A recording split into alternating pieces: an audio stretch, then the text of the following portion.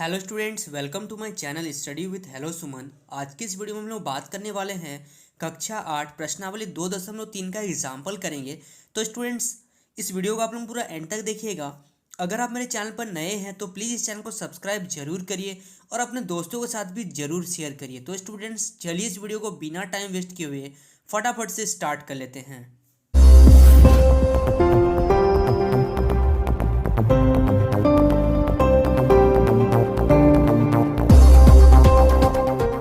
देखिए एग्जाम्पल 9 में क्या बोला जा रहा है, बहुत ध्यान से देखिएगा और समझिएगा।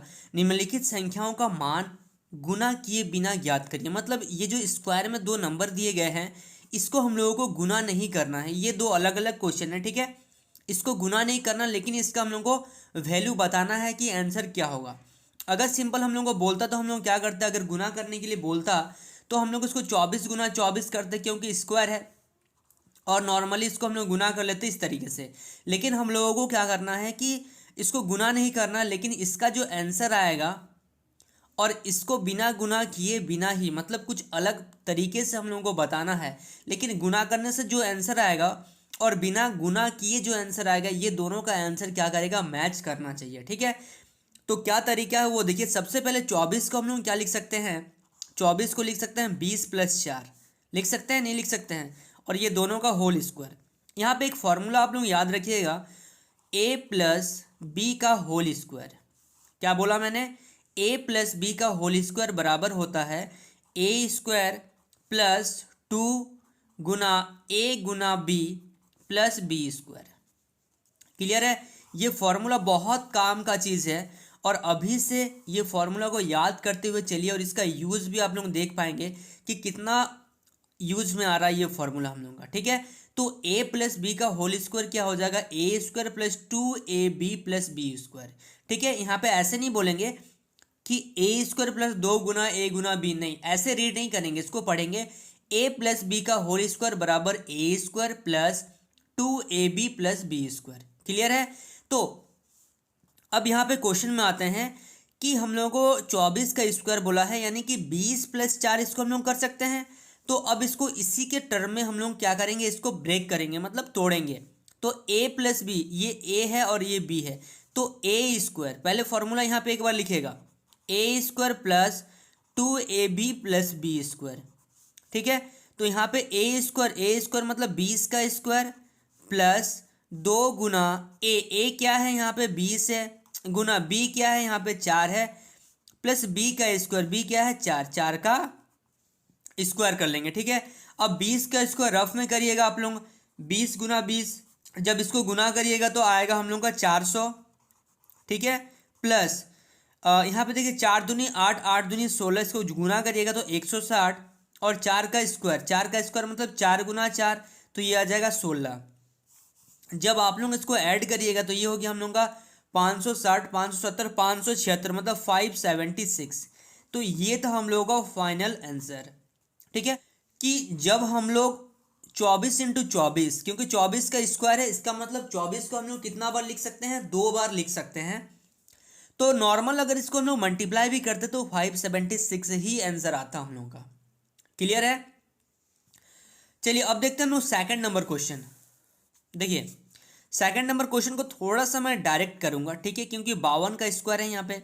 तो इसको हम लोग क्या लिख सकते हैं, 50+2 लिख सकते हैं। यहाँ तक तो कोई दिक्कत नहीं है, समझ के चलिएगा, ठीक है, समझते हुए चलिएगा एक चीज़ को। जहाँ नहीं समझ पा रहे हैं आप लोग, तो आप लोग क्या कर सकते हैं कि उस चीज़ को दोबारा से देखिए, आप लोगों को क्लियर, डेफिनेटली क्लियर हो जाएगा, ठीक है।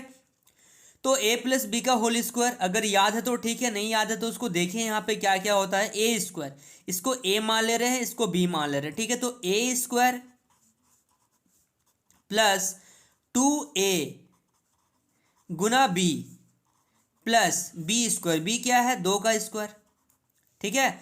यानी कि 50 का स्क्वायर, 50 का स्क्वायर हो जाएगा कितना, 2500, 2500। आप लोग इसको गुना करिएगा अलग से, प्लस यहाँ पे 2 दूनी 4 और 4 पचे 20, 200 हो गया यहाँ पे, और 2 का वर्ग हो जाएगा 4। तो यहाँ पे हम लोगों का हो जाएगा 25 और 2 27, 2704, ठीक है। तो अगर आप इसका डायरेक्ट भी अगर करेंगे ना, 52 का स्क्वायर अगर बोला है तो आप करेंगे इसको 52 गुना 52, तो इसका आंसर भी यही आएगा। लेकिन हम लोगों को यहाँ पे बोल रहा है कि मान को गुना नहीं करना है, इसको डायरेक्ट गुना नहीं करना है, इसको प्रोसेस से हम लोगों को दिखाना है। क्लियर है? चलिए, so students please note down this question. देखिए एग्जाम्पल 10 में क्या बोला जा रहा है, उदाहरण 10 को बहुत ध्यान से देखिए। एक पाइथागोरस त्रिक लिखिए जिसकी सबसे छोटी संख्या 8 है। तो अब देखिए पाइथागोरस क्या होता है, सबसे पहले इस चीज को समझिए। तो सबसे पहले यहाँ एक त्रिभुज बना रहा हूं मैं, ये है हम लोग का समकोण त्रिभुज। ये क्या त्रिभुज है? समकोण त्रिभुज, जिसकी एक भुजाएं क्या होती है? 90 डिग्री होती है। इसको हम लोग मान ले रहे हैं ए बी सी, ये कोण है, इसको हम लोग कोण बोलते हैं। और ये एक पाइथागोरस है, क्योंकि ये एक हम लोगों का, इसमें भी पाइथागोरस लगाएंगे। ये हम लोगों का एक समकोण त्रिभुज मैंने अभी बनाया। तो सबसे पहले हम लोग इसमें क्या करते हैं कि ये जो बड़ा साइड है, देखिए ये सबसे बड़ा साइड है, इसको हम लोग बोलते हैं कर्ण। क्या बोलते हैं? कर्ण। ठीक है, कर्ण स्क्वायर बराबर हम लोगों का हो जाता है आधार। ये हो गया हम लोगों का आधार। ठीक है, तो ये जो है सबसे बड़ा जो साइड है, इसको हम लोग बोलते हैं कर्ण। ये हो गया हम लोगों का आधार और ये हो गया हम लोगों का लंब। ठीक है, तो यहाँ पे पाइथागोरस जो हम लोग का ट्रिक है, उसका यूज हम लोग कैसे करेंगे, उसका फॉर्मूला क्या होता है, तो यहाँ पे मैं बता रहा हूँ आप लोगों को पाइथागोरस ट्रिक। ठीक है, पाइथागोरस जो फॉर्मूला होता है वो क्या होता है, पाइथागोरस फॉर्मूला को देखते हैं, ट्रिक नहीं है। पाइथागोरस फॉर्मूला सबसे पहले देखेंगे कि कर्ण का स्क्वायर मतलब कर्ण का वर्ग बराबर हो जाएगा हम लोगों का लंब का वर्ग और हो जाएगा प्लस आधार का वर्ग।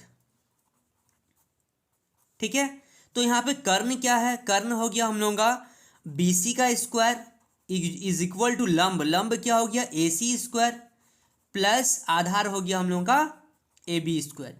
ये फॉर्मूला होता है हम लोग का। मतलब इससे हम लोग क्या कर सकते हैं कि दो साइड का सम जो होगा वो तीसरा के बराबर होगा। मतलब इन दोनों को जोड़ने से इसके बराबर में ये आएगा, तभी इसको हम बोलेंगे एक समकोण त्रिभुज है ये।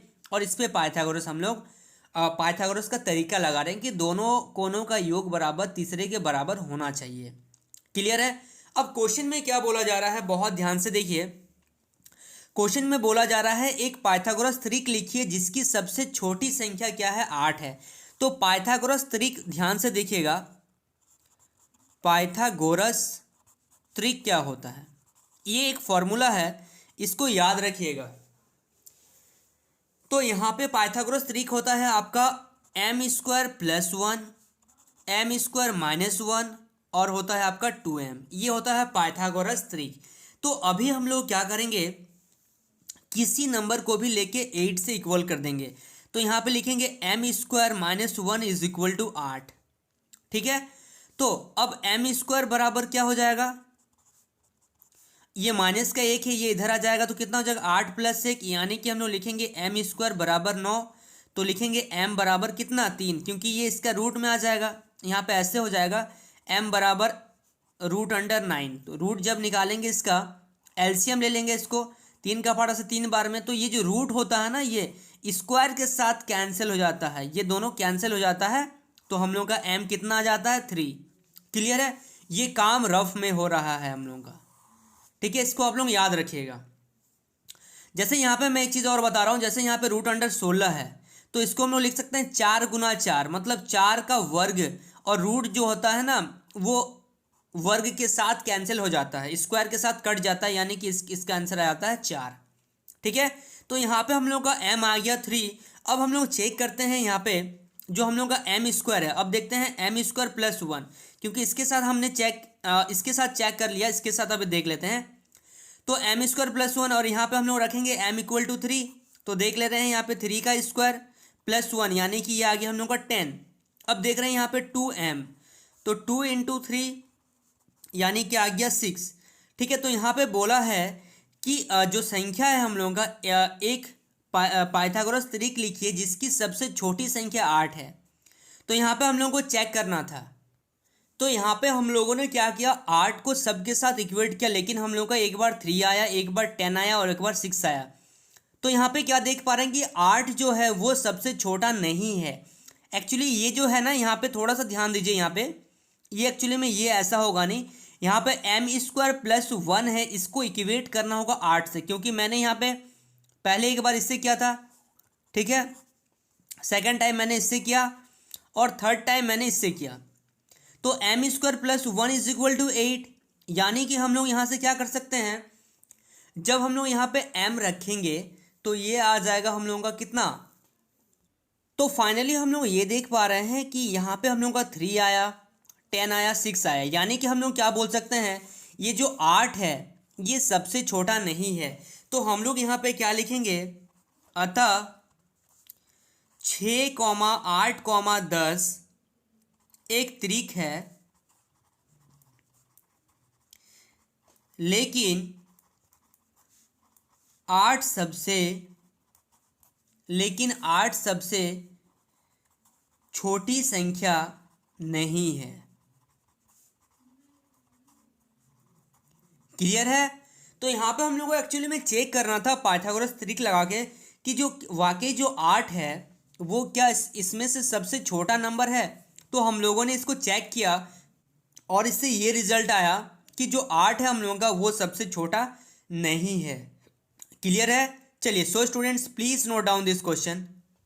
देखिए एग्जाम्पल 11, दो पाइथागोरस त्रिक लिखिए जिसमें से प्रत्येक में एक संख्या 5 है। तो सबसे पहले हम लोगों को क्या करना, पाइथागोरस त्रिक क्या होता है, m square plus 1, m square minus 1 और 2m। तो हम लोगों को एक संख्या दिया गया है और हम लोगों को बताना है, बाकी दो संख्या निकालना है और पता करना है कि ये एक पाइथागोरस त्रिक है कि नहीं। यानी कि एक समकोण त्रिभुज का फॉर्मूला लगाना पड़ेगा कि जैसे यहाँ ए बी सी हो गया, मतलब ये जो दो हम लोगों का क्या है, लंबाई गुना चौड़ाई जो है ये दोनों बराबर आना चाहिए, किसका, कर्ण का बराबर आना चाहिए। यानी कि बी सी स्क्वायर बराबर होना चाहिए a b square plus a c square. ठीक है, चलिए इसको भी हम लोग बाद में देखते हैं। तो ये है पाइथागोरस त्रिक और यहाँ पे हम लोगों को है जैसे पहला दिया गया है एम स्क्वायर प्लस 1, आप किसी में भी रख सकते हैं, कोई दिक्कत नहीं है, जिसमें ऐसा इसमें से लीजिए जो कि कैलकुलेशन करने में थोड़ा सा आसान हो जाए। तो m square plus 1 is equal to 5, यानी कि एम स्क्वायर बराबर 5 माइनस 1, ये प्लस का एक जब इधर आएगा तो माइनस हो जाएगा, यानी कि m square is equal to 4। तो एम स्क्वायर एम बराबर हो जाएगा √4, यानी कि एम आ गया हम लोगों का 2। ठीक है, m कितना आ गया, 2 आ गया। अब हम लोग इसमें रखेंगे एम स्क्वायर माइनस 1, तो इसमें अगर रखेंगे तो क्या हो जाएगा, जब 2 रखेंगे तो ये 2 का वर्ग माइनस 1, यानी कि 4 माइनस 1 बराबर आ जाएगा 3। ठीक है, ये पहला आ गया। अब दूसरा क्या है, 2m, जब इसमें हम लोग रखे 2 तो ये आ गया हम लोगों का 4। यानी कि हम लोग क्या देख पा रहे, देखिए यहाँ लिखेंगे अतः ये देखिए इसका और इसका अगर वर्ग किया जाए, इसका और इसका अगर वर्ग किया जाए तो क्या ये 5 के बराबर में आ रहा है या नहीं आ रहा, वो पता करना है। तो देखिए सबसे पहले यहाँ पे अगर रखेंगे कि 3 का वर्ग प्लस 4 का वर्ग जो होगा वो 5 के वर्ग का बराबर है या नहीं है, तो वो चेक करना है। तो 3 का वर्ग 9, 4 का वर्ग 16 और 5 का वर्ग हो रहा 25। जब 16 और 9 करेंगे तो भी कितना आएगा, 25। मतलब ये क्या है, एक पाइथागोरस त्रिक है। तो यहाँ पे हम लोग लिखेंगे अतः 3, 4, 5 एक पाइथागोरस त्रिक है।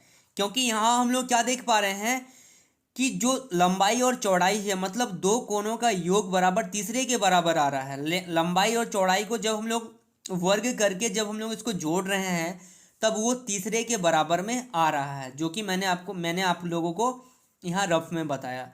तो 3, 4, 5 क्या है, एक पाइथागोरस त्रिक है। क्लियर हो गया। चलिए so students please note down this question.